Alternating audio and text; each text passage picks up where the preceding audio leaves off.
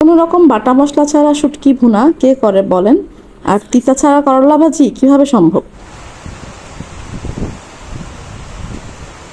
আসসালামু আলাইকুম my to family and Facebook family. Hopefully সবাই ভালো আছেন, সুস্থ আছেন। আলহামদুলিল্লাহ আমরাও ভালো আছি।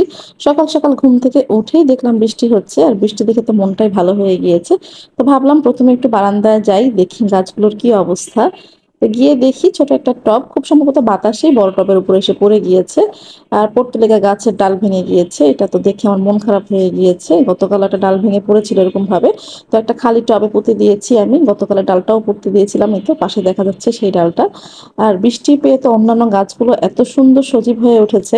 কয়েন প্লান্টটাও খুব সুন্দর হচ্ছে আলহামদুলিল্লাহ। চাঁদপুর থেকে আসার পরে দেখেছিলাম মরে মরে যাচ্ছিল, পরে রেগুলার পানি দেওয়াতে আলহামদুলিল্লাহ এখন খুব সুন্দর হচ্ছে। আর যেহেতু বৃষ্টির ছোঁয়া পেয়েছে আলহামদুলিল্লাহ, এখন আর চিন্তা নাই। যে কদিন আছি রেগুলার পানি দিলে গাছটা আবারও আগের রূপে ফিরে আসবে আল্লাহ। গাছের যত্ন শেষ করে চলে এসেছি কিচেনে, নিজের জন্য একটু ব্রেকফাস্ট রেডি করে নেব।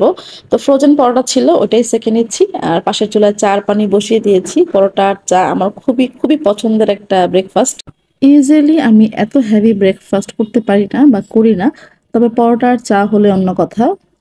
বেশ অনেক দিন পরে সকালে এরকম আয়োজন করে একটু ভারী নাস্তা খেলাম আলহামদুলিল্লাহ।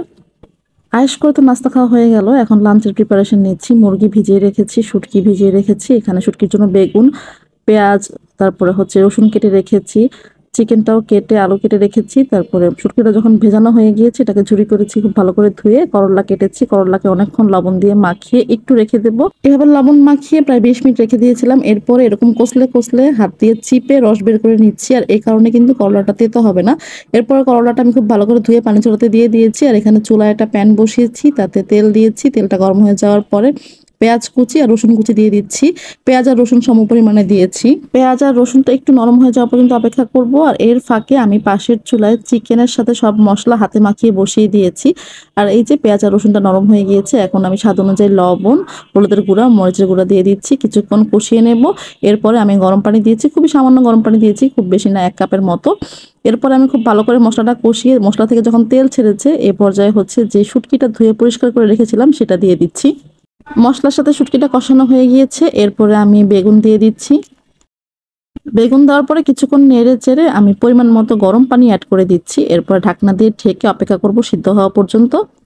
নামানোর আগে আমি কয়েকটা কাঁচামরিচ দিয়ে আবার ঢাকনা দিয়ে ঢেকে 5 মিনিট রেখে তারপরে নামিয়ে ফেলবো। আর এভাবেই আমি কোনো রকম বাটা মশলা ছাড়া শুটকিটা রান্না করে নিই, আর শুটকিটা এভাবেই অনেক মজা হয়। আর পাশের চিকেনটাও হয়ে গিয়েছে, আর এখন হচ্ছে করলা ভাজি করে নেব।